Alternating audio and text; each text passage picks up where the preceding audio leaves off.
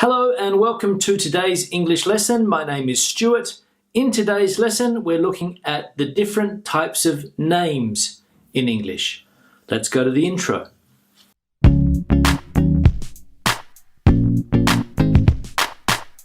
Now, as you know, in English, we have different words with the word name in them, and name can mean different things. And sometimes if you come to an English-speaking country, it is difficult for you to understand maybe the name system.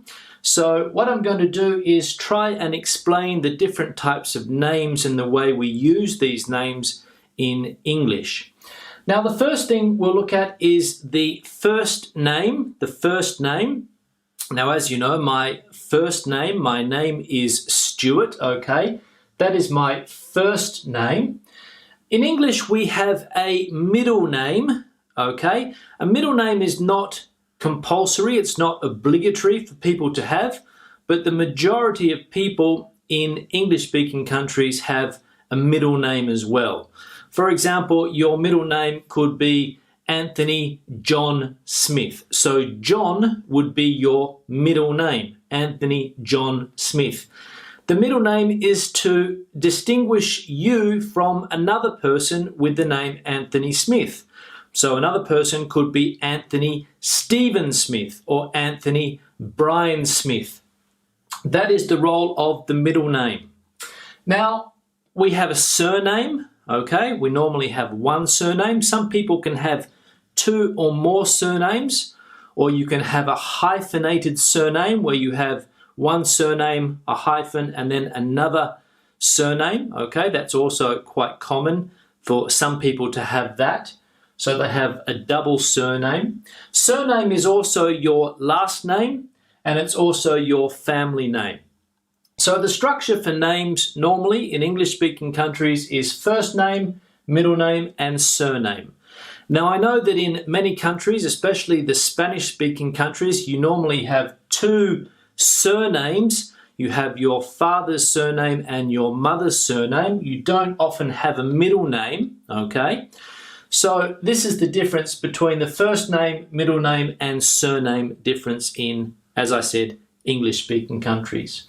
Now, this is also known as your full name. So perhaps you have to fill out a form or somebody asks you for your full name, and then your full name is this. If you don't have a middle name, don't worry. Perhaps your name is Juan Carlos. Juan Carlos would be your first name, not your middle name. So your name would be Juan Carlos, no middle name, and then your surname, your first surname you would need to put down. You don't have to worry about the second surname necessarily, unless it's on your passport, of course. Also, your initials. Your initials are normally the first letter of your first name, your middle name, and your surname. For example, AJ. Somebody whose name is Anthony John might like to call himself AJ, or Peter John PJ, for example. So those are initials. Now, a lot of people also have a nickname. A nickname is an unofficial name that people call you, normally in informal environments. For example, if your name is Smith, your nickname could be Smithy or Smitho or something like that. If your name is Barry, it could be Bazza. That could be a nickname. If you like sport, for example, if you're a very good cricket player, maybe there's some type of nickname that's associated with cricket, like slugger or something like that, that they associate that nickname to you, okay? So it's common for people also to have nicknames. Maiden name is a lady's name before she gets married. Now, where I come from, when women get married, they normally lose their surname and they take their husband's surname. So their original name becomes their maiden name. Okay, maiden name. It is common, probably more common for women to take their husband's surname, although some people decide not to do that. But if they do, they can sometimes be still known by their maiden name or their original surname, okay? The title is either the Mr., Ms. or Mrs. or Miss or Master. If you're a young boy, that is the title. So on a form, it could say title, and you would put Mr. if you're a man, obviously, Ms. for women, Mrs. obviously if you're married and you want to show that, you put down Mrs. Now we have autograph and signature. Autograph and signature. Autograph is what famous people normally give to their fans. So for example, Taylor Swift would write an autograph and give it to her fans. But on an official document, she would have a signature. Okay, the signature is for official documents, your signature. So you sign your name to get your signature. You sign your name.